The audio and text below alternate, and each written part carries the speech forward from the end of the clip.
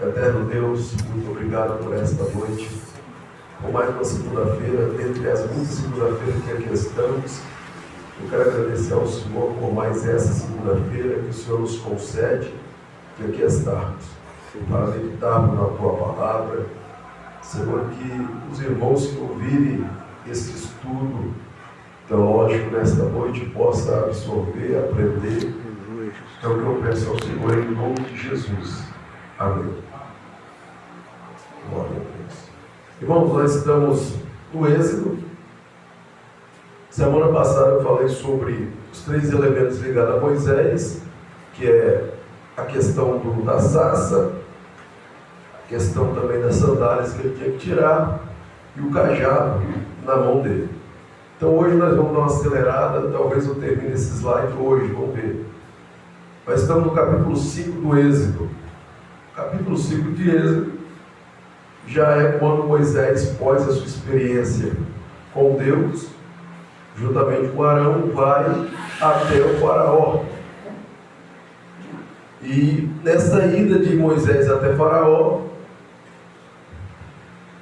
a Bíblia vai mostrar para nós que Deus ele pretende levar o povo para o deserto para celebrar uma festa no deserto.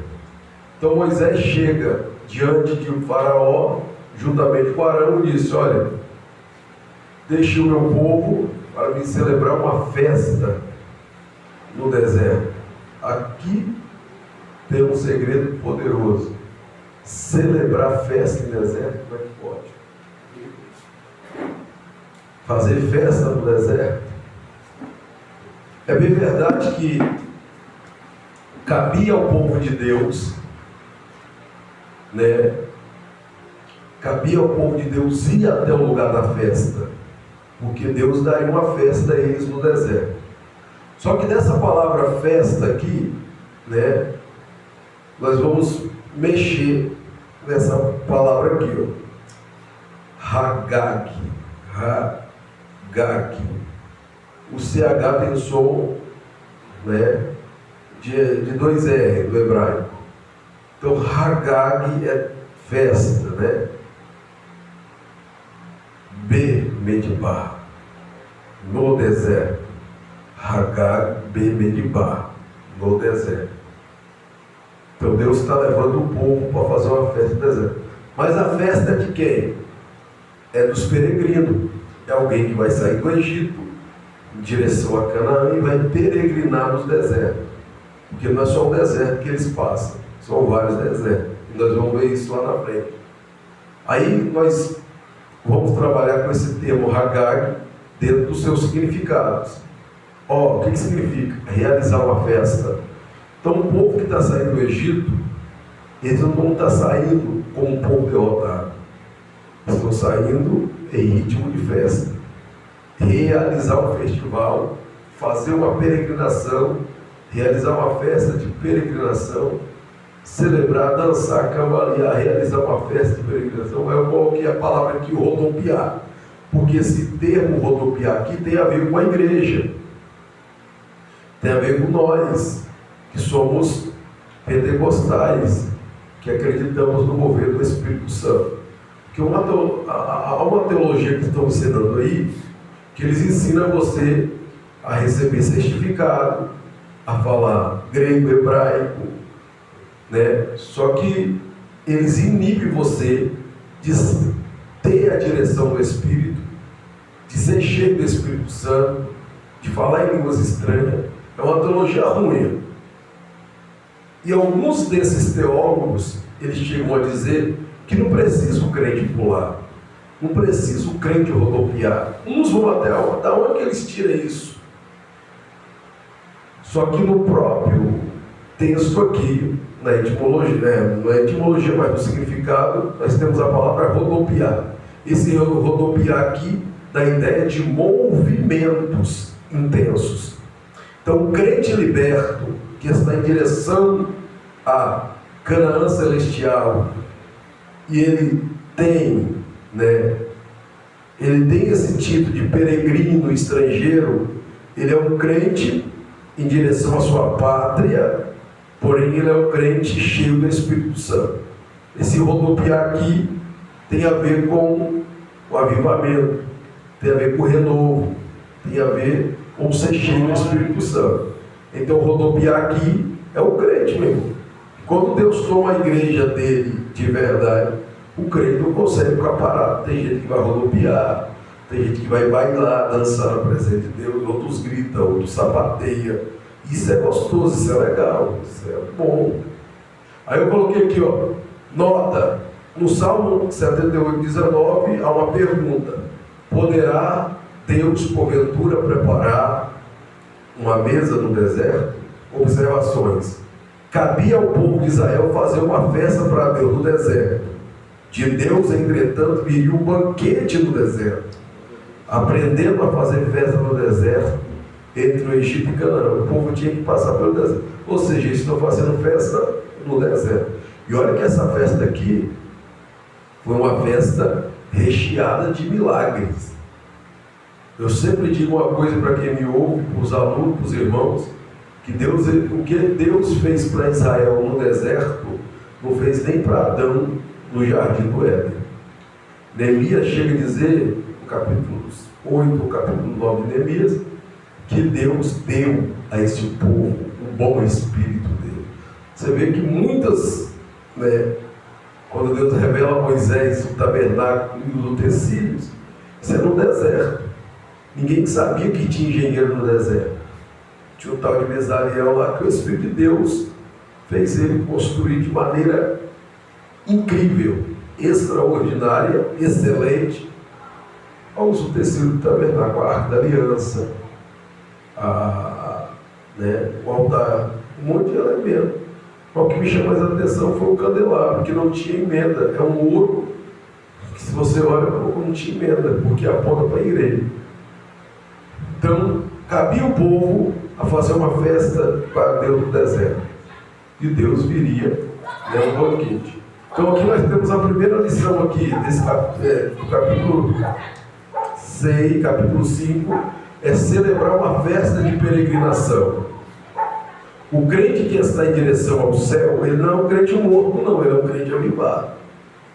Ele é um crente que ele alegra com a mensagem do céu. Se o crente fica triste com a mensagem do céu, ele está no lugar errado. Tem que haver alegria. Aí nós temos aqui agora os nomes de Deus revelados a Moisés. Tá? Isso aqui é muito importante. Em Êxodo capítulo 3, versículo 3, olha o que Deus está dizendo a Moisés, hein? Aparecia Abraão e a Isaac e a Jacó como Deus Todo-Poderoso, mas pelo meu nome, o Senhor, não lhes fui conhecido. Nota, Moisés foi um hebreu, levita, tinha informações privilegiadas acerca do Deus de Abraão, de Isaac e de Jacó e de seu pai Arão. Moisés conhecia Deus só de ouvir falar, tipo Jó, mas terá ou teve uma experiência pessoal com Deus e conhecerá o nome de Deus que os antepassados não conheceu.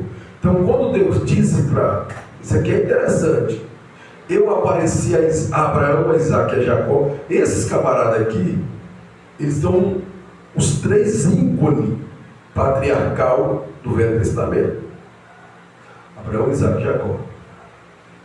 E Abraão teve experiência com Deus, Isaac teve experiência com Deus, Jacó teve experiência com Deus. Só que como eles conheciam Deus? El Shaddai. El Shaddai é o termo aqui todo-poderoso. El Shaddai é em hebraico. El Deus, Shaddai, todo-poderoso. Então eles conheciam Deus como El Shaddai, que é o título do nome que será revelado a Moisés. Então, Deus está sendo bem claro. Eu apareci a Abraão e a Isaac e a Jacó, mas não revelei o meu nome para eles. O Senhor. Agora, para Moisés, Deus vai revelar. E olha que eu estou falando de muito tempo depois. Deus vai trazer revelações acerca dele. Ou seja, de Deus para Moisés. Então, o que nós precisamos detectar aqui, irmãos? Aprender e aplicar para a nossa vida. Deus, ele se deixa achar por nós. Ele quer ser conhecido pelos novos crentes. Deus quer ser conhecido por nós. Uma vez alguém chegou para mim e falou: irmão Lindomar, rapaz, a sociedade que nós estamos vivendo nesse século XXI é uma sociedade que vai de mal a pior, uma apostasia pessoal. É impossível Deus falar com alguém. Eu falei: não, Deus fala. Na ótica da Bíblia Sagrada, é mais possível agora nós temos uma experiência extraordinária com Deus do que os que foram no tempo passado. Porque tudo quanto Deus fez, falou, né, propôs a vontade de Deus, está registrado na Bíblia. Todos os crentes hoje é possível ter uma Bíblia. Então a Bíblia revela quem é Deus, a princípio, né? Conhecemos Deus. Porque você conhece Deus através da Bíblia, você tem que trazer Deus, o Deus da Bíblia, para a sua vida pessoal. Então você traz o Deus da Bíblia para a sua vida pessoal e vai conhecendo Ele de forma progressiva, contínua. Todo dia você melhora em Deus. Tipo assim, eu oro meia hora, amanhã eu vou orar 40 minutos. Quando pensar que não, eu já estou gastando-me tempos sem reclamar em oração, em jejum. A leitura da Bíblia passa de ser apenas 3, 4 versículos. Eu vou ler livros todo e pela graça vou ter de Deus, vou ter entendimento. Então esse é o conhecimento progressivo, tá? É conhecer o Senhor todos os dias. É possível.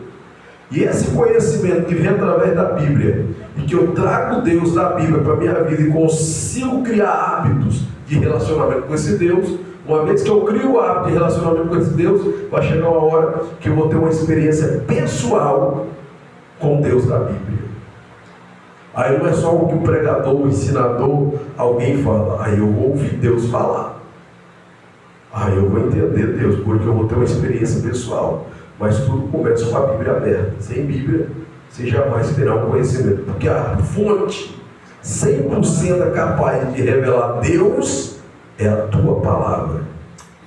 Moisés aqui não. Moisés quem? Porque havia na cultura, o ar existe na cultura dos israelitas, a chamada genealogia. O que é a genealogia? É passar o conhecimento de Deus através da história. E eu saber qual é a minha linhagem, qual é a minha origem. E a origem vai culminar em Abraão. Abraão, Deus é o El Shaddai. De Abraão vem Isaac, de Isaac vem Jacó. E tanto esses patriarcas, eles adoravam o El Shaddai. Então Moisés, ele está crescendo ouvindo falar do El Shaddai. O El Shaddai um dia chamou Abraão. O El Shaddai um dia preparou um casamento para Isaac. O El Shaddai um dia preparou tudo para Jacó. Então Moisés tem anos que ele ouve falar do El Shaddai. Aí vem Deus e diz para Moisés: olha, Abraão, Isaac, Jacó, me conheço, eu apareci a Abraão e a Isaac e a Jacó como Deus Todo-Poderoso, El Shaddai, mas pelo meu nome, o Senhor, não lhes fui conhecido. Isso aqui é sério. Tinha muitas informações privilegiadas, veio de berço. Porque existe 3 tipos de conhecimento, irmão. Existe o conhecimento que você herda ele, que vem de berço, é aquele conhecimento que a gente já nasce sabendo. Tantos pais falar para nós, mas aí existe um outro conhecimento que é o conhecimento adquirido. De que o conhecimento herdado é aquilo que nossos pais ensinaram, que nós chamamos de educação. Agora o conhecimento adquirido é aquilo que nós vamos fazer aqui toda segunda-feira, através da Bíblia, escolas e tal. Agora tem um terceiro tipo de conhecimento que não é herdado e nem é adquirido, é revelado. Esse conhecimento vem através de muita pesquisa e oração. Aí Deus resolve revelar. No caso de Moisés aqui, Moisés ele tem uma revelação pessoal acerca do Deus que está aparecendo. Aí eu volto aqui para me dizer o que Deus aparece para Moisés e diz: Estou falando dos nomes de Deus revelados para Moisés. Deus disse para Moisés: eu apareci a Abraão e a Isaac e Jacó como todo El Shaddai, todo poderoso, mas pelo meu nome, o Senhor. Então vamos ver o que Deus fala para Moisés sempre o seu nome. Êxodo 13, 14. Isso aqui é muito forte, né? Porque isso aqui vai abrir as portas da revelação para Moisés. Porque eu não tenho revelações das coisas de Deus se eu não conheço a Deus. Primeiro passo, é um padrão, é uma regra para o cristão. Eu preciso conhecer Deus e depois as coisas de Deus. Vamos lá. Eu sou o que sou. O hebraico está ali, ó. Eu vou mostrar para os irmãos. Isso aqui já está transliterado. Quando Deus fala para Moisés: eu sou pesquisador. Uma vez eu saí procurando isso aqui na gramática do português. Eu sou o que sou. E pesquisando, olhando para lá, olha para cá, não achei nada. Então o hebraico já nos ajuda. Então o hebraico, olha o que aparece, ó. Eu sou o que sou. O hebraico é Yahyeh, Asé, Yahyeh.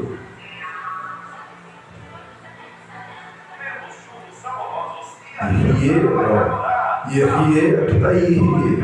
Asé, Yahyeh. Provavelmente Deus está dizendo para Moisés: eu serei o que serei. Essa frase sugestiva é uma referência clara ao nome Yahvé, ou Javé, ou Jeová, né? Como chama Jeová, mas Yahvé, Jeová, Javai, isso aqui. Provavelmente é considerado uma abreviação da frase toda, como se todas as palavras fossem colocadas juntos, formando uma só.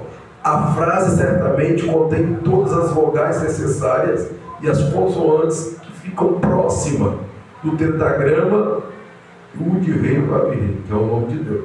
Então, quando Deus está dizendo eu sou o que sou, Deus está querendo trazer a Moisés à tona do seu nome. Porque Moisés, ele questionou a Deus: eu vou chegar lá para o povo e vou falar: o Deus dos seus pais me apareceram. Eles vão querer saber quem é o Deus dos pais. Porque no Egito adorava-se mais de 10 ídolos, 10 deuses. Que lhes direi, Senhor? Eu sou o que sou. Eu vou explicar isso aqui. Ó, o termo hebraico está aqui, ó. Yahyeh, Asé, Yahyeh. Aqui, ó. I, tá vendo aqui? O A aqui, ó. Isso aqui, na verdade, é o Aleph, né? Tem som de A, só que é mudo. Só que aparece esses 3 pontinhos aqui que viram o som de, né? De E. Yer. Aí a pronúncia é assim, a tradução é eu sou o que sou. Eu serei o que serei. Deus está dizendo a Moisés: olha, eu serei o que serei. Eu sou aquele que existe. Eu faço acontecer aquilo que vai acontecer. Aquele que é por si mesmo. Eu sou o que era. O que é. Ó, eu sou o que é. O que era. E que sempre será. É esse nome. Então esse nome está revelando a grandeza de Deus. Nota, conforme alguns exegetas, esse termo eu sou o que sou significa que eu serei tudo que for necessário conforme a necessidade da ocasião. Ou seja, Deus está dizendo para Moisés: Moisés, este meu nome revela as minhas manifestações, as manifestações de Javé. Isso aqui é muito importante, tá, irmão? Isso aqui é o nome de Deus em hebraico, é o nome de Deus que era impronunciável esse nome. Só que temos as vogais, na verdade não é vogais, né? As consoantes hebraica. Yod, Re, Vav, Re. Esse aqui é o nome de Deus. A palavra é formada pelas consoantes Yud ou Yod, Re, Vav, Re, e ela é escrita à direita para a esquerda, tá? Que é um tetragrama. O que é um tetragrama? 4 letras. E esse tetragrama aqui, tudo que nós imaginamos acerca de Deus pode estar inserido nesse nome. Olha só. Eu sou o que sou, revela o nome Yahvé. Portanto, tudo que nós pensamos acerca do nome de Deus encerra-se nesse nome. Esse é o nome de Deus. Então, quando a gente fala bem assim, o Supremo é título desse nome, tá, irmão? Eterno é o título desse nome. Você fala Yahvé, encerra tudo quanto podemos imaginar de Deus, como Supremo e Eterno Criador e Redentor. Absolutamente tudo. Você fala bem assim, nesta noite, neste culto, Deus vai se manifestar aqui como Yahvé. É tudo, meu irmão, é tudo. É tudo. Você está dizendo que Ele é autossuficiente. Você está dizendo que Ele é onipotente. Você está dizendo que Ele é onisciente. Você está dizendo que Ele é imutável. Você está dizendo que Ele é eterno. Está dizendo que Ele é infinito. Está dizendo que Ele levanta. Está dizendo que Ele é Pai. Está dizendo que Ele dá vida. Está dizendo que Ele tira a vida. Tudo em tudo que você pensar acerca de Deus, encerra nesse nome. Esse é o nome de Deus que o povo hebreu conheceu. E olha que eu estou falando do Deus verdadeiro, tá? O Deus único, o Deus que abala a terra, mexe no céu, mexe com as nuvens, mexe com as montanhas, né? Que às vezes a gente, pela nossa incredulidade e a nossa pouca fé, a gente coloca limitações desse Deus, só que não pode limitar. Ele é, olha o que ele diz para você: eu sou o que sou, que é título ligado a Yahvé. Eu serei tudo que você precisar que eu seja. Como é que é isso, Senhor? Aí vem aqui, ó. Se você precisar, eu serei o autossuficiente, eu serei onipotente, eu serei onipresente, eu serei imutável. Aí vem aqui as manifestações. Isso aqui é poucos nomes, tá, irmão? Que eu coloquei acerca dos nomes de Deus, que indica a sua soberania.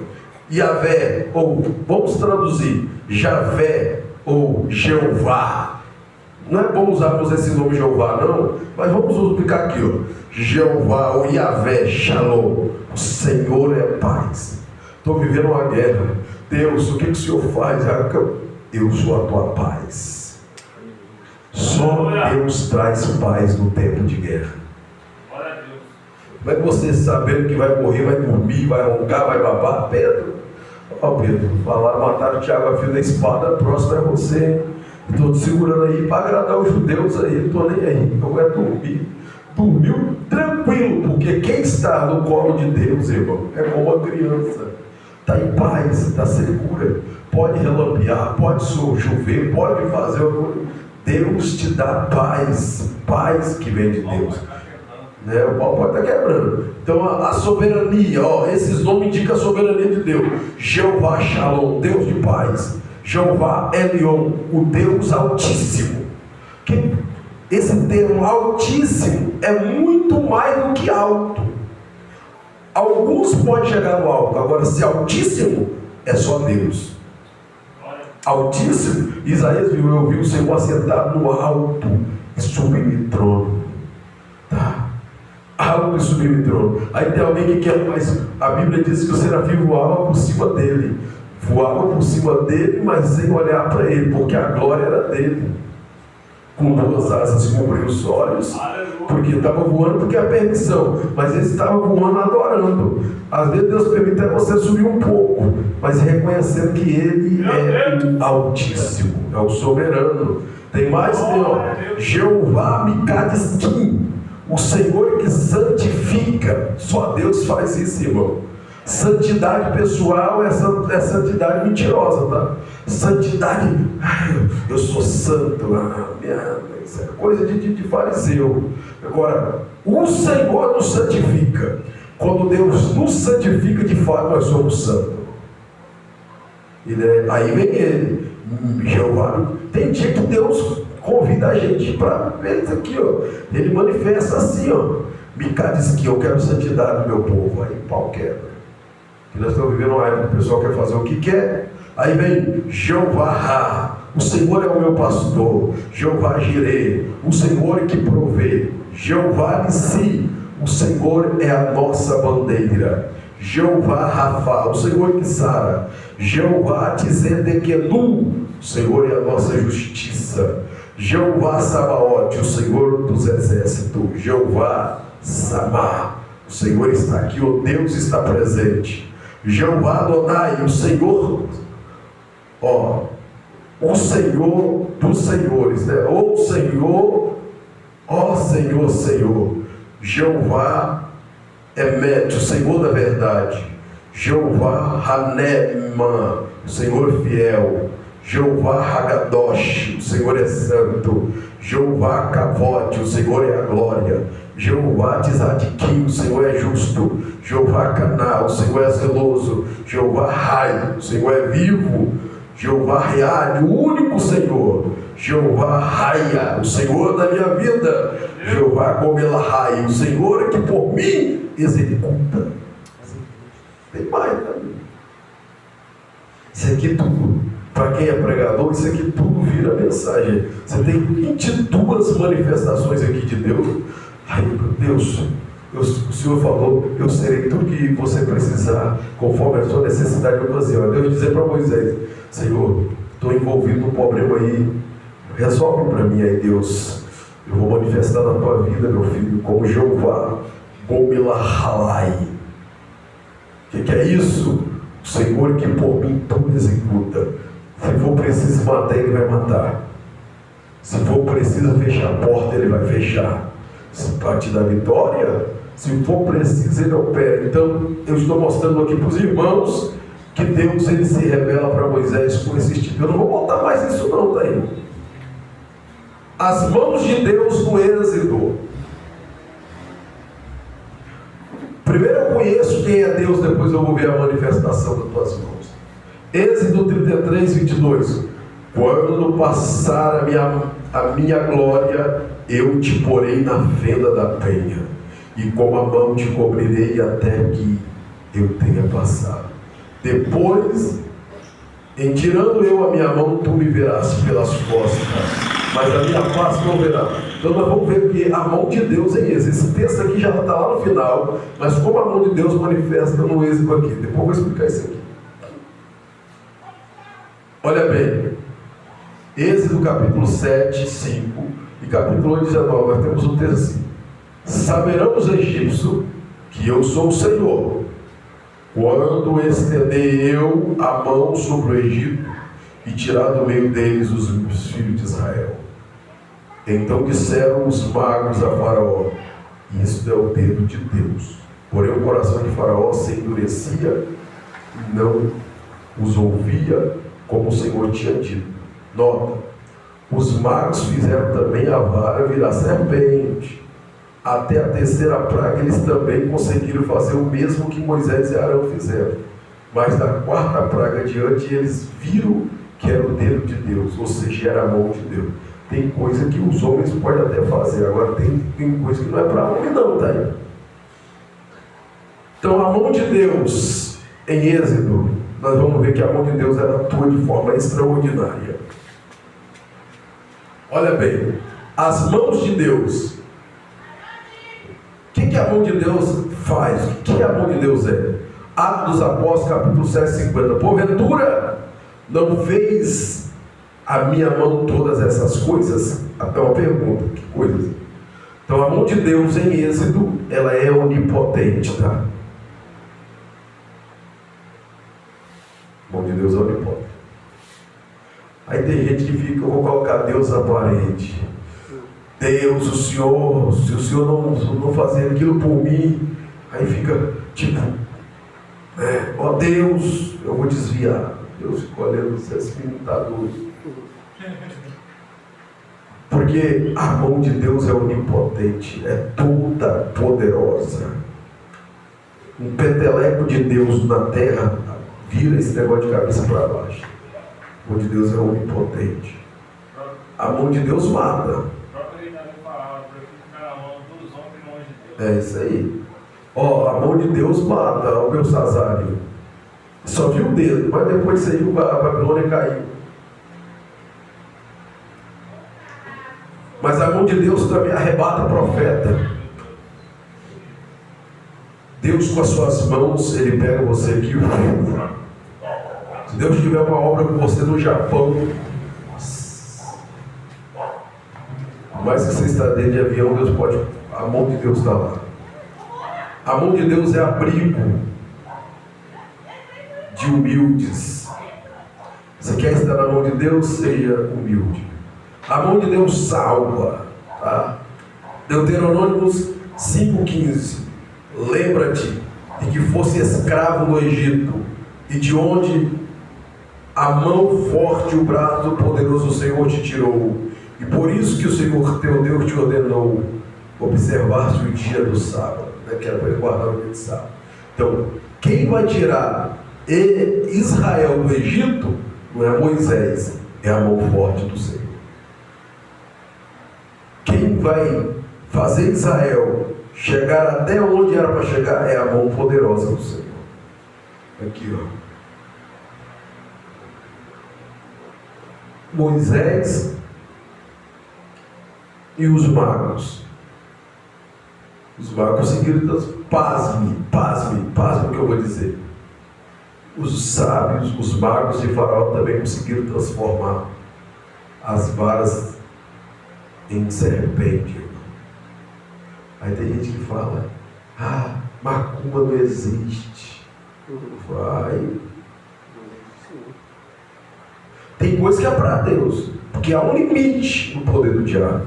Diz a Bíblia em Apocalipse que o anticristo e o falso profeta, ele vai ser cheio do diabo e vai fazer imagem falar em rede nacional.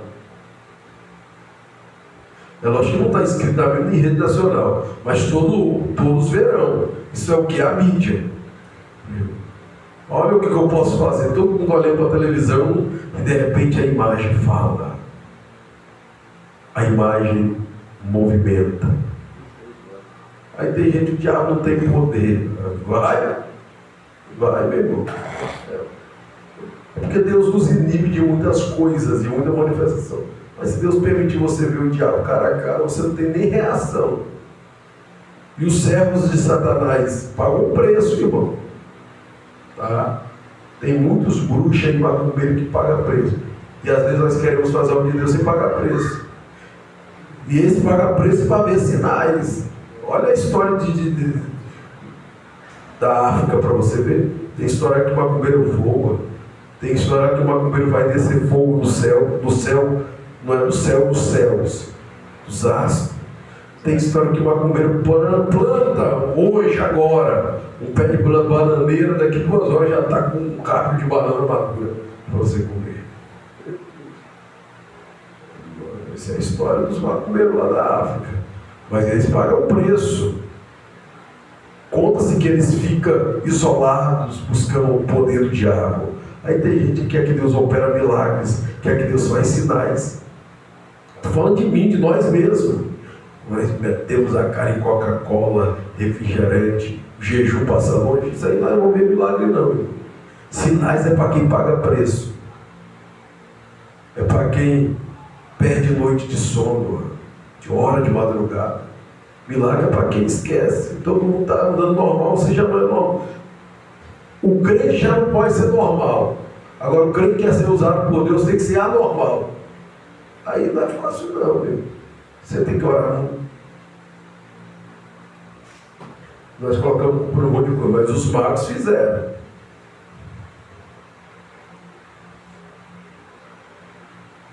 Há uma revelação aqui, ó, em 2 Timóteo 3,8, ó, de modo porque Janes e Jambres resistiram a Moisés, também esses resistiram à verdade. São homens de todo corrompidos na mente, repróprios quanto à fé. Eles, todavia, não irão avante, porque a sua insensatez será a todos evidente, como também aconteceu com aqueles. Isso aqui, ó. Eles não foram à frente não, mas que eles fizeram. Paulo está dando o nome dos bruxos, hein? Janes e Jambres. Você vai estudar, você acha isso no Êxodo? Nunca. Olha como a própria Bíblia interpreta a Bíblia. Lá na frente, Moisés menciona o nome desses bruxos aqui. Só que eles não vão avante, não irão avante. Tudo que acontece na nossa vida, ou é permissão de Deus, tudo é permissão de Deus. Ou Deus está querendo te colocar num nível maior, ou Deus está querendo te ensinar alguma lição. Você vê que eles fizeram tudo, mas resumindo, a serpente foram devoradas, a serpente deles. Aí dentro desse contexto nós temos as 10 pragas do Egito, tá? Não tinha tempo de respirar não, né, irmão? Terminava uma praga, vinha outra. Porque tem gente que, se Jesus, se não subir no arrebatamento, há uma linha teológica aí que está dizendo, né? A grande tribulação, a igreja passa por ela, mas quer subir de lá, mas é outra história. Primeira praga, olha, a água em sangue. Por que eu estou mostrando isso aqui aos irmãos? Cada uma dessas pragas é Deus desafiando e vencendo os padroeiros do Egito. Por que Deus manda essas pragas? Cada praga é específica em um lugar. A água transformando em sangue. Êxodo capítulo 7, versículo 14 e 24, narra isso. Cada uma das 10 pragas foi dolorosamente literal e dirigida contra alguns aspectos da falsa religião. A primeira praga, a transformação do Nilo e de todas as águas do Egito em sangue, foi uma ofensa ao Deus do Nilo, que era personificado, esse Deus do Nilo era personificado em um Deus chamado Rampi, que se acreditava ser o Deus da fertilidade. Tal praga resultou na morte dos peixes, e foi, portanto, um duro golpe contra a religião egípcia, que venerava algumas espécies de peixe. Então, quando Deus manda a praga, é que Deus está mostrando que é bom dele, que o Deus da fertilidade, porque o Nilo, para os egípcios, era coisa de vida. Só que quando Deus mexe nas águas, transformando em sangue e os peixes morrendo, é Deus dizendo: só eu sou o Senhor. E quem era esse Deus? É esse cara aqui, ó. Ele aparecia.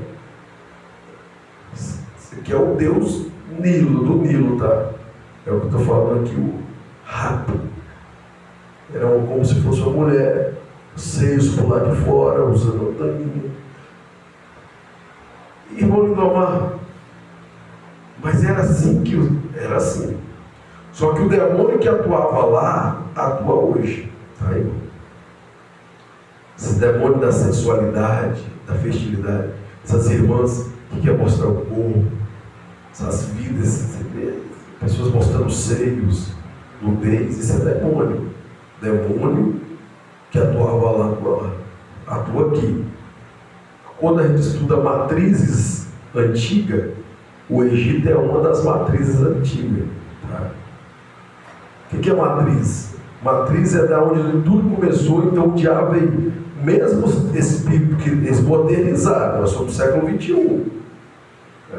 Eles atuam de outra maneira.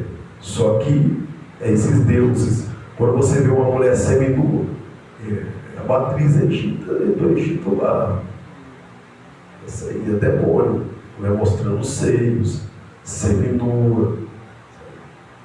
Isso é demônio. Segunda praga, rãs. Êxodo capítulo 8, versículo 2 ao 14. As rãs eram animais sagrados para os egípcios. E um dos seus ídolos, a deusa Requete, ou Heket, tinha cabeça de rã. Eles suponham que ela possuía poder criador. Ó, que mentira!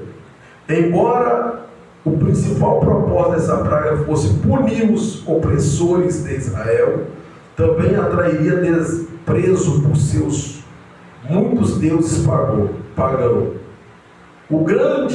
A grande multiplicação de rãs fez com que a deusa parecesse maligna.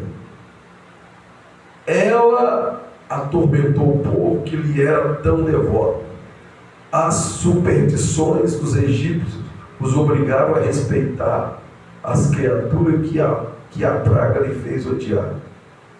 O que, se não fosse deidade, teriam destruído, tá? Isso daqui. Isso aqui.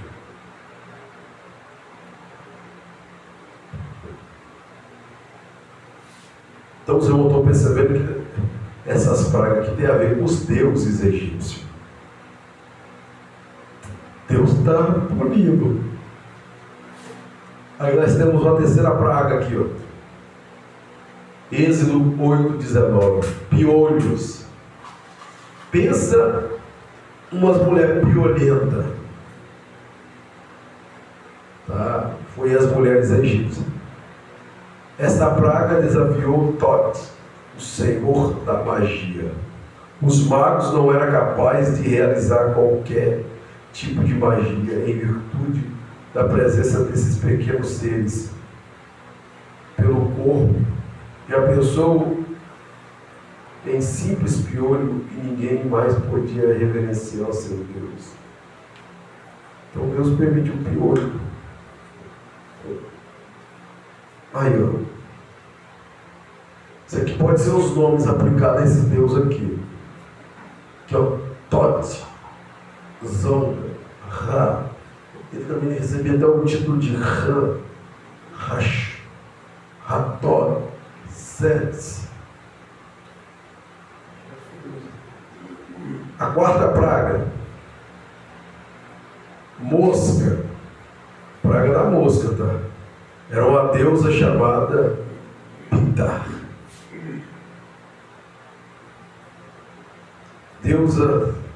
Deus criador do universo, o Deus verdadeiro, enviou mosca sobre todo o Egito. E ele nada pôde fazer. Quem é mesmo o criador do universo? Acreditava que ia ser mosca e era. Inclusive, na época, lá na frente, surge muitos Baal. E tem um Baal que nós encontramos na Bíblia, que é o Baal Zebu. Nessa palavra Zebu, nós temos o principal dos demônios, né? Baal Zebu, Deus de Ecrón. Como era que era adorado esse Baal? Como é que Baal se manifestava? Eles sacrificavam animais e deixavam ficar podre ali. Na podridão atraía muita mosca. Imaginem mesmo o ritual, aquele mau cheiro. Então, quando tinha muita podridão, muita sujeira, atraía muita mosca. Os adeptos de Baal Zebu entendiam que Baal Zebu estava chegando, porque Baal Zebu é Deus da mosca. Então todas as vezes que via muita mosca, era um demônio que estava ali escondado. Então nós temos que tomar cuidado, aonde tem muita sujeira, seja sujeira moral, seja sujeira mesmo, pode ter uma manifestação de demônio ali. No caso aqui, atribuir a mosca, que era uma deusa, como criador do universo. Porque Deus mostrou que a mosca não criou nada.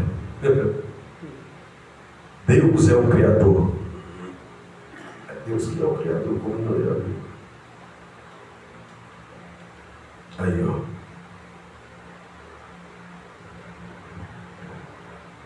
E todo mundo adorava esse bicho, hein? Essa imagem aqui.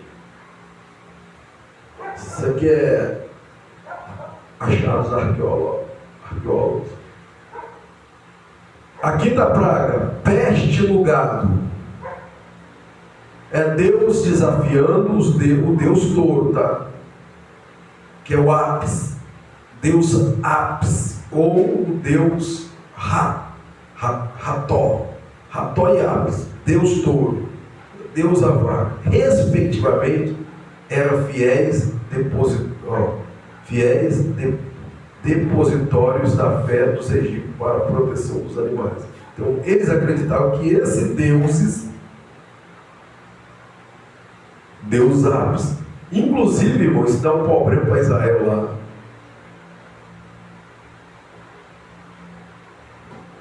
Muitas das pessoas que saíram do Egito saíram acreditando nesse Deus ápice aqui, ó, porque era o Deus que protegia os seus animais. Você vê que quando Moisés vai para o monte e demora, o povo pede Arão e faz um bezerro de ouro. Esse bicho aqui, ó, lá na frente, quando o reino de Salomão morre e o reino vai dividir, Roboão e Jeroboão, quando divide, Jeroboão traz do Egito o bezerro. Isso aqui. O demônio tem. Isso aqui é imagem. Isso aqui tudo tem um significado. A sexta praga, tumores e úlcera. Desafio a Ísis, senhora da medicina, deusa da cura e dos remédios. Só que cadê? Ninguém. Isso é Deus desafiando e vencendo os deuses do Egito. Praga, trovões e saraiva. É um Deus aqui, ó. Reixo.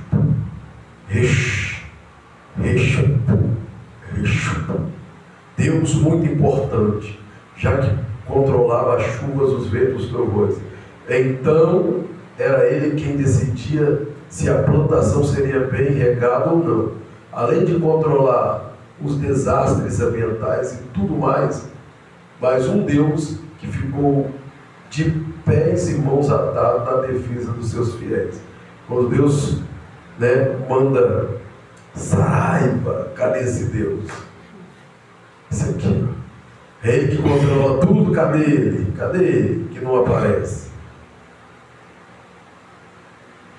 Cadê ele? Ó? Trovões e saraiva, é Deus mandando. Cadê o Deus do vento? É mentira, isso aqui é tudo enganação. Gafanhotos, que é a oitava praga. Essa praga desafia mim, Deus da fertilidade, protetor das colheitas, como gafanhotos, comeram as plantações. Onde será que estava mim, que não viu isto? Cadê ele que não viu essas coisas? Deus está mexendo com deuses do Egito. Sétima praga, 3 dias de treva. Aqui é o padroeiro maior, tá? O Deus Morra. Mas isso é filme, né? Ó, 3 dias de treva. O Deus do sol. E o Horus, um Deus solar, foram completamente desmoralizados. O Deus do sol, no escuro, por falta do sol. Quem será o verdadeiro Deus do sol? Quem será? Cadê esse Deus? Aonde ele estava? Ele não é o Deus do sol? Aonde ele se escondeu? Você não está bom. Esse Deus aqui, ó.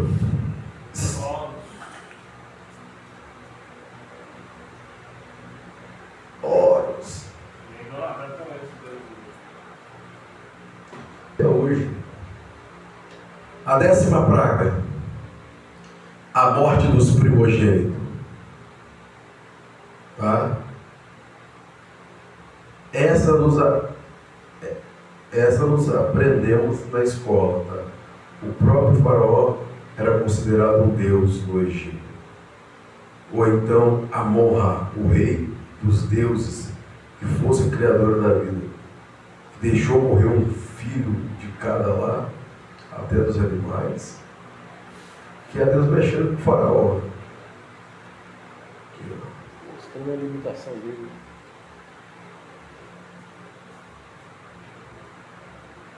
Isso aqui. Representado como carneiro. Está no Museu Britânico. Então as 10 pragas não é simplesmente, porque Deus está mandando as 10 pragas. É porque Deus está mexendo os padroeiros lá, os deuses do Egito. Aí, mas terminamos no caso aqui, as 10 pragas. Só que interessante que antes de Deus mandar as 10 pragas, Deus estabelece uma ordem. E a ordem é sangue do Cordeiro. Aonde o destruidor passar e ver a marca nas vigas e nos umbrais da porta, ele está inibido de entrar. Então quem defende a casa dos hebreus é o sangue do Cordeiro. Isso é forte. Quem defende a minha vida é o sangue de Jesus. E o sangue de Jesus nunca perde o valor, tá? O real perde o valor. Você vê que nós, no Brasil aqui, hoje é real e tal. Mas antes era cruzeiro, cruzado, perdeu o valor. Houve um homem aí que escondeu aí, não sei, na época do cruzeiro, esqueceu onde escondeu muita grana na época. Quando descobriu, já tinha perdido o valor. O dinheiro perde o valor. Euro, dólar. Você vê que às vezes sobe dessa. Ouro, prata. Agora o sangue de Jesus nunca e jamais perderá o seu valor. Até na eternidade, o sangue de Jesus vai ser valorizado. Porque o que Jesus fez por nós está registrado, irmão. Registrado. Eu fico pensando, é uma conjectura minha, quando o crente apronta, o crente ele vira um vigiar, só que logo ele reconhece que pecou, que errou, e ele fala assim: Senhor, com base no sangue do teu filho amado, perdoa meus pecados. É uma conjectura minha, eu fico imaginando Jesus à direita do Pai, com as mãos estendidas, e o Pai, quando vê a marca dos cravos que perfuraram a marca da lança, é impossível o Pai não nos perdoar. Aleluia. Por isso que o diabo fica bravo com a gente, irmão, porque há perdão para os nossos pecados por causa do sangue de Jesus. O sangue de Jesus é extraordinário. Então a casa que tem a marca do sangue, glória a Deus, é a casa dos vencedores. Está dando uma mensagem, até um tema de mensagem. Casa que tem a marca do sangue de Jesus é casa dos vencedores. Olha lá. Vamos ver aqui. Isso aqui é interessante, hein? É dessa palavra Páscoa aqui que aparece a expressão êxodo, tá? Êxodo. Shemote, eu mostrei para os irmãos lá, da ideia dos nomes, porque o Pentateuco, a Torá, não aparece a palavra êxodo, não aparece Shemote. Shemote é nomes, por causa dos filhos de Jacó que entra lá. Agora, por causa o êxodo aparece aqui. Êxodo capítulo 12, versículos a seguir, do 1 a seguir. O que nós temos aqui? Isso aqui é muito interessante a gente frisar para aprender, porque aqui tem muito segredo. A instituição da Páscoa. Deus está instituindo a Páscoa, e Deus está estabelecendo a partir da Páscoa um novo ano para o povo. Deus não está contabilizando o período da escravidão. Deus está contabilizando após a libertação. Isso aqui é a vontade de Deus. Isso aqui é um novo ano. Você vê que Deus vai dar data. Vocês vão celebrar no dia 14 de Abib de cada mês a Páscoa. Deus está dando um novo ciclo. É um novo ano para os libertos. Só que só vai participar desse novo ano quem participar da Páscoa.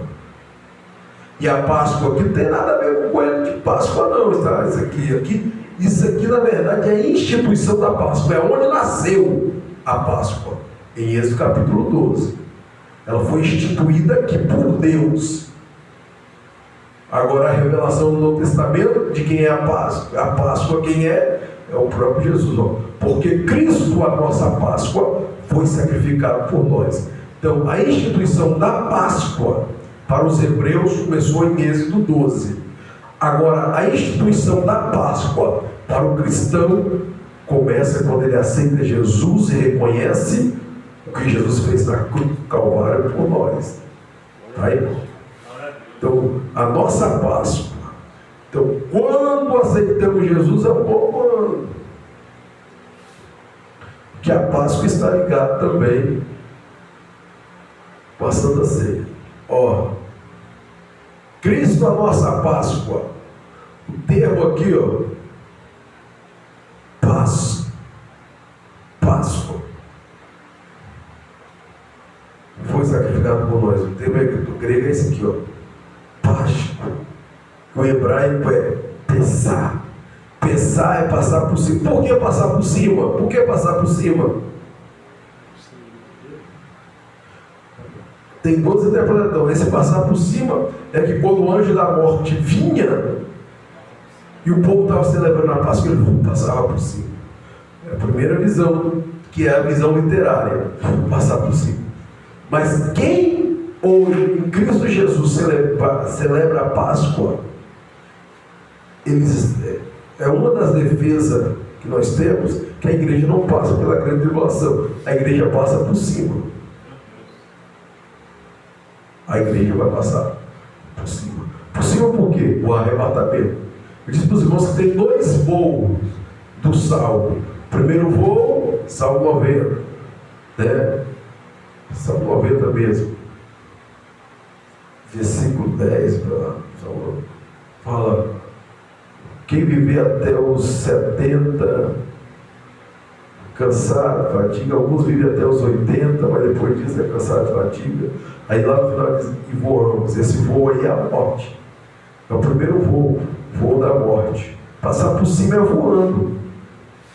Então o camarada que ele morre bem, morre com Deus, ele vai passar por cima. O problema é morrer em pecado. Agora, segundo, passar por cima é o arrebatamento. Você subir no arrebatamento. Quando a ira de Deus veio sobre o Egito, Deus disse a Moisés que estava passando com o povo por cima da ira. Enquanto o Egito estava debaixo da ira de Deus, Cristo, a nossa Páscoa, aponta para o arrebatamento. Quando a igreja vai passar por cima, enquanto o mundo enfrenta os horrores da ira de Deus, porque grande tribulação é o horror da ira do Deus Todo-Poderoso. Não troque o cordeiro pelo coelho. Jesus é a nossa Páscoa. Há uma enganação satânica aqui, ó, isso aqui, ó. A Páscoa que era com o cordeiro foi paganizado e colocado no coelho, figura da deusa austera. O sangue do cordeiro foi substituído por chocolate e o verdadeiro significado foi adulterado. Primeiro, isso aqui é para comercializar. Isso aqui está ligado ao capitalismo, porque no período que o mundo hoje comemora a Páscoa, toma ali coelho, ovo de Páscoa. Veja que não é brincadeira, é caro. Só que por trás desse comércio há um sistema montado das trevas também. Porque primeiro, o coelho não bota ovo. Então, da onde vem a origem do ovo? Dessa deusa chamada Austera. Dessa deusa vem a Astarote. O que é? Essa deusa revela sensualidade, homossexualismo. Então é um perigo dentro desse paganismo. O cristão conhecendo a origem, é bom que estudemos mais também. Você dá ovo de Páscoa aos seus filhos, porque pode ser que hoje não, mas daqui a um tempo você esse menino está com a voz estranha, está querendo brincar de boneca, usando roupinha de mulher. Por causa da origem desse nome aqui, pode se veicular. Uns virar gay, outras lésbica, mulher querer virar sapatão. Isso tudo aí influencia, meu. austera. Austera. Todo paganismo é uma porta para a atuação do mal na vida de qualquer que seja mal. Todo paganismo é uma porta para a atuação do mal na vida de qualquer que cede ao rito. Escapa-te. Tá? Isso aqui é uma brecha, tá, irmão? Mas não tem nada a ver, pior que tem. Austera é considerada a deusa da fertilidade plena e da luz crescente da primavera. Seus símbolos são lebre, coelho e ovos. Olha só, esse demônio aí. Você vê que existe em alguns, o coelho, ele é um símbolo de sensualidade, símbolo de demonstração de corpo. Você vê que tinha uma revista na época, o Playboy, que é o símbolo do coelho. Você vê que aparece mulheres nuas, homens nus, é tudo demônio. Êxodo capítulo 12, versículo 1. A partida do povo de Deus ficou condicionada a um grande e inédito banquete. O pessoal só sai do Egito se passar por esse banquete. Então vamos pegar aqui rápido. O Egito, o mundo na qualidade de mercado de escravo. Quem o Egito é? O Egito simboliza o mundo como mercado de escravo. Faraó é um tipo de Satanás. Gozem, a igreja, o corpo de Cristo na terra. Moisés é um símbolo da palavra de Deus. A Páscoa, símbolo da libertação e salvação. O banquete da Páscoa, o banquete da libertação e da salvação eterna, aponta para o Evangelho. Tá? Então, o crente que ele está em direção à terra prometida, ele precisa ser liberto, irmão. Liberto de verdade.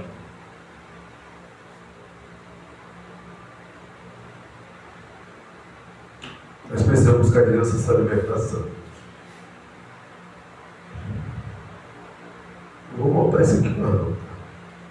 O Cordeiro Pascual, Jesus Cristo, esse Cordeiro que aponta para Jesus.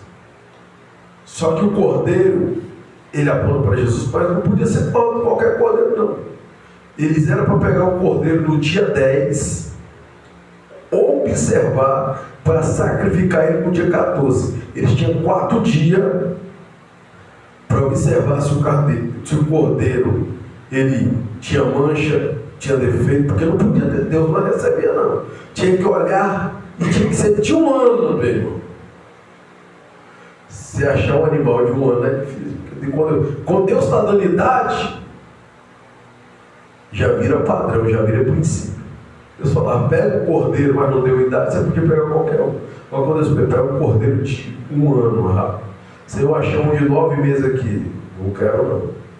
Achei um aqui, falta 2 dias, Senhor. Não, quero um cordeiro de 1 ano. Tem 1 ano e 7 dias, quero de 1 ano. Porque Deus é assim, Senhor, não, meu. E abaixa esse cordeiro aqui, que aponta para Jesus, o cordeiro escolhido entre milhares, isso é, Deus ele criou dispensações para relacionar, deu errado, então Deus vai enviar meu filho, cordeiro imaculado, sem mancha, sem defeito. Aí o cordeiro ele tinha que ser separado. Esse cordeiro separado é Jesus e a sua santidade. Ou seja, Jesus nunca teve pecado. Não era qualquer cordeiro, era separado, era escolhido. Jesus, 3 anos e meio com os povos lá. Cordeiro ele tinha que ser separado, fala do estado de Jesus de santidade.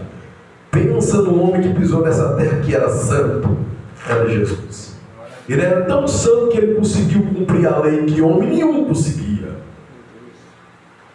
O cordeiro era verificado ou examinado. Isso fala de Jesus exposto a Israel durante 3 anos. 3 anos, na verdade 33 anos, mas 3 anos de ministério.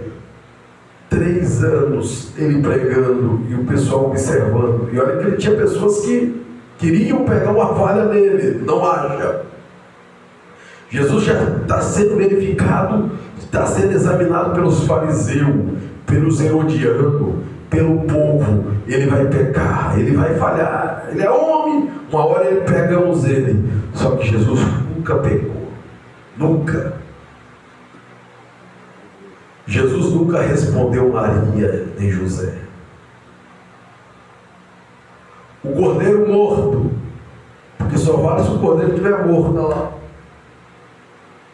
Jesus Cristo sacrificado na cruz do Calvário. Jesus sacrificado na cruz do Calvário. O cordeiro alimentado. Isso aqui é uma pregação. Isso aponta para Jesus Cristo manifestando-se como o maior alimento da humanidade. Eu sou o pão vivo que desceu do céu. Eu sou o pão vivo que desceu do céu.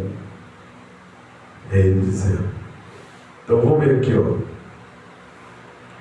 Cardápio do banquete do cordeiro. Imagina você chegando num restaurante aí, que hoje você chega em restaurantes aí, tem, né, a carne lá, aqui o prato aqui é marisco, aqui nós trabalhamos com carne vermelha, aqui nós trabalhamos com carne branca. Você chega no restaurante, pega o cardápio, e o cardápio ali, prato central é carne de cordeiro. Imagine isso. Mas vamos ver, o sangue nos umbrais aponta para o cristão lavado pelo sangue do cordeiro. Sangue na porta de entrada da vida do cristão, seja a boca, olhos e a audição. Ou seja, o cristão ele tem que tampar as portas da sua vida com o sangue de Jesus. Estou falando uns negócios aí que não é para falar, sai uns palavrão. Jesus purifica a minha boca, meus lábios, minha língua com teu sangue. Estou olhando para coisa que não é para ver, purifica os meus olhos com teu sangue. Estou ouvindo coisa aí que não é para ouvir, Jesus. Minha audição está complicada, purifica minha audição, meu ouvido com teu sangue. Porque o sangue de Jesus ele é poderoso. Apocalipse diz, vencedores pelo sangue, intrepidez e ousadia pelo sangue, santificados pelo sangue, purificados pelo sangue de Jesus. Então tudo começa com o sangue. Isso aponta para Jesus também. Aonde tiver brecha, só o sangue de Jesus tem que entrar. Nas vigas, todas as portas abertas na nossa vida da legalidade para o mal entrar. Mas se nós tivermos o sangue de Jesus, o mal não entra. B. Carne assada no fogo. Que carne é essa, irmão? O que tem de crente querendo oferecer carne crua para Deus, e não dá, não dá. O altar está escrito: fogo arderá continuamente sobre o altar e não se apagará. Isso é porque Deus não aceita nada cru. Tem que passar pelo fogo, tem que estar assado. O que é assado aqui? João Batista testemunha sobre Jesus e diz: eu em verdade vos batizo com água para arrependimento, mas aquele que após mim é mais poderoso que eu, pois ao par que eu sou digno de levar, ele vos batizará com o Espírito Santo e com fogo. Quando o cristão já está assado na brasa de Jeová, ele vence o pecado, as artimanhas do maligno, a carne, o mundo. Mas se estiver cru, será como um derrotado. O que é crente cru? É crente que anda na carne. O que é crente assado aqui? Quando eu como com a carne assada, o que significa dizer que é o crente envolvido com o Espírito Santo de Deus. É o crente cheio do Espírito Santo aqui. Tem mais? Tem. Pães asmos. E esses pães asmos aqui é pão sem fermento, tá? Nos tempos do antigo, havia uma festa anual em Israel, conhecida também como a festa dos pães asmos, que era feito sem fermento. Aponta para uma vida sem mistura, sem fermento pecado. Olha o que diz a Bíblia aqui, ó. Não é boa a vossa jactância, não sabeis se um pouco de fermento faz levedar toda a massa, alimpai-vos, pois, dos fermento velho, para que sejais uma nova massa, assim como estáis sem fermento, porque Cristo, nossa paz, já foi sacrificado por nós. Por isso, façamos festa, não como fermento velho, nem como fermento da maldade e da malícia, mas como o asmo da sinceridade e da verdade. Então, pães asmo aqui está falando de uma vida limpa. O que é pães asmo? Pão que não vai fermento. Então, se não tem fermento, o crescimento dele é genuíno. Porque o que faz qualquer pão inchar, crescer, é o fermento. Então Deus está dizendo: eu não aceito crescimento mentiroso. É isso aí. Ervas amargas. Ó. O que é ervas amargas? Porque tem gente que quer participar. Você vê que esse banquete aqui tem a ver com o Evangelho. Tem gente que quer entrar no Evangelho e viver uma vida... tudo de boa, sou crente agora. É tudo alegria. Não vou passar por prova. Aí é só mel. Tudo é sabor de mel. Isso é mentira. O Evangelho que nós vivemos nele é Evangelho de ervas amargas. Indica processos na vida dos filhos de Deus que são permitidos por Deus. Exemplo: moenda, olaria, oleiro, vento, silêncio de Deus, tempestade, caverna, etc. Deus tem muitos meios para me provar.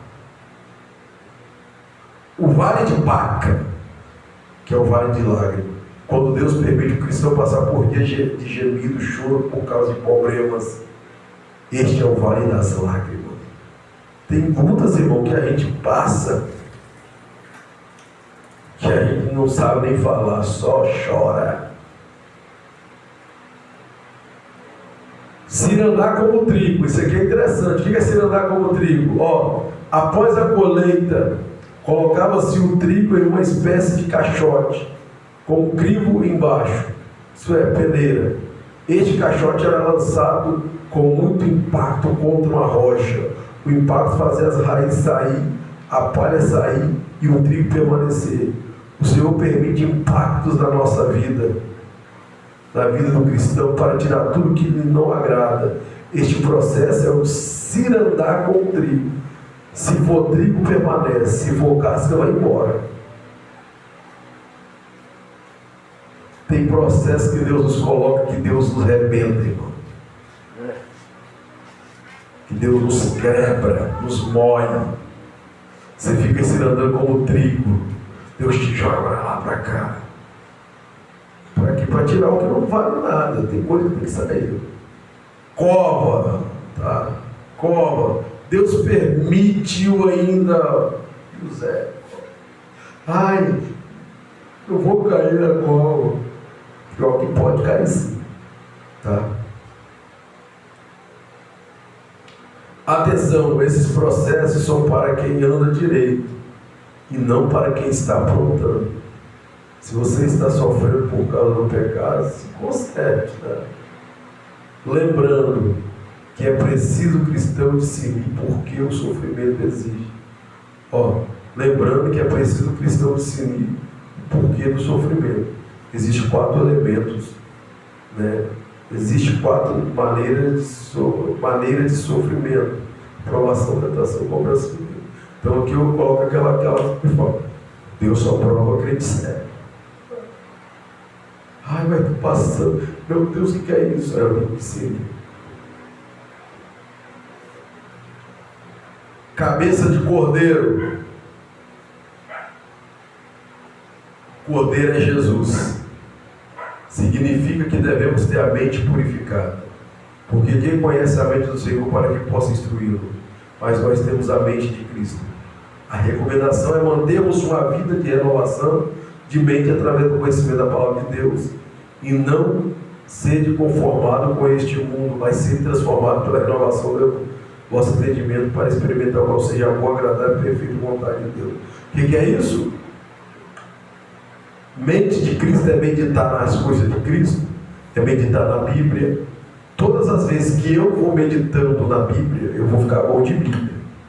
Prestemos atenção, muitos só meditam nos problemas do mundo, dos próprios problemas na vida de outros, porém a Bíblia manda meditarmos na lei do Senhor de dia e de noite. Então, crente que come cabeça de cordeiro é um crente que gosta de Bíblia. Pernas do cordeiro. Cordeiro é um animal que é identificado como aquele que fica firme na rocha. Alguns animais são mencionados na Bíblia como animais que ficam firmes na rocha. Exemplo, a ovelha, a coça, a cabra montês. O Senhor Deus é minha força e fará os meus pés como a da serva e me farás andar sobre muitas alturas. O salmista entendeu o grande segredo e declara: tirou-me de um chaco horrível de lona e pôs meus pés sobre a rocha que meus passos. Cordeiro e a rocha são tipo de Cristo, que mesmo sendo tentado, não escorregou, visto que temos um grande sumo sacerdote, Jesus, o Filho de Deus, que penetrou nos céus, tenhamos firmemente a nossa confissão, porque não temos um sumo sacerdote que não possa compadecer-se da nossa fraqueza, porém um que como nós em tudo foi tentado, mas não pecou. Ou seja, quem come pé de cordeiro tem estrutura, é firme. O que nós precisamos hoje é crente firme. Vamos lá. Isso aqui, ó, fressura de cordeiro. Isso aqui é uma mensagem, tá, irmão? O que é fressura? São os miúdos. Isso aqui é os conjuntos das vísceras, que é o coração, fígado, os bofes, tá? O que está dentro do cordeiro.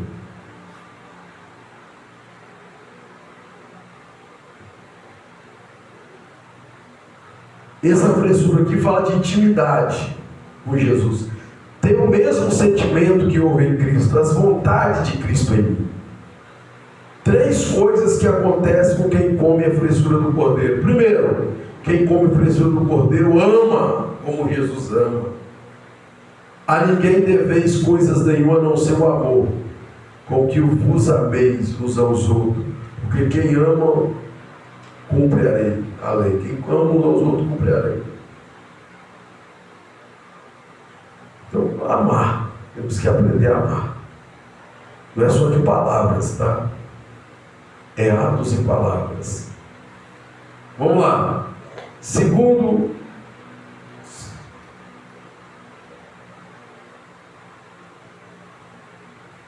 três coisas que acontecem quem come fressura. A primeira coisa, quem come fressura ama. Porque eu estou falando de sentimento. Estou falando de vontade. Jesus, ele nos amou? Eu acho que nos amou. Quem come fressura de cordeiro, perdoa. Aqui que está, irmão. O que é perdão? Perdoar é virar... O que é perdão? Perdoar é virar a chave e abrir a porta da cela e deixar o prisioneiro ir embora. Perdoar é escrever em letras garrafais numa nota provisória. Quitar. Perdoar é bater o martelo no tribunal da misericórdia e declarar: você é inocente. Perdoar é tirar uma flecha. Perdoar é tirar uma flecha tão distante que jamais poderá ser encontrada. Perdoar é juntar todo o lixo da alma e jogar fora. Limpar a casa, deixando-a limpa e perfumar. Perdoar é como soltar as amarras do navio e deixá-lo navegar em um mar aberto. Perdoar é libertar um prisioneiro e então se dar conta de que o prisioneiro era você. Quando você perdoa, você se liberta. Então, quando eu falo de comer fressura de cordeiro, isso aqui é a mensagem da Santa Ceia. O que é fressura de cordeiro? É eu conhecer Jesus por dentro. É eu conhecer a vontade dele. E a vontade dele é que nós amemos uns aos outros e no meio do ambiente da igreja não haja briga. Se tiver briga, você tem que perdoar. E é perigoso. Pessoas vão entender isso, tá? Aí nós temos a teologia do perdão. Só que eu vou mexer com isso aqui semana que vem, tá? Porque se eu começar a falar aqui, nós vamos passar um pouco. Então semana que vem eu vou voltar aqui e nós vou voltar nesse slide. E eu vou estar falando para os irmãos sobre a teologia do perdão, tá bom, irmão? Deus abençoe os irmãos. Foi só nós mesmo. Amém. Como diz o amigo meu, você é crente. Dá aula para 12 pessoas.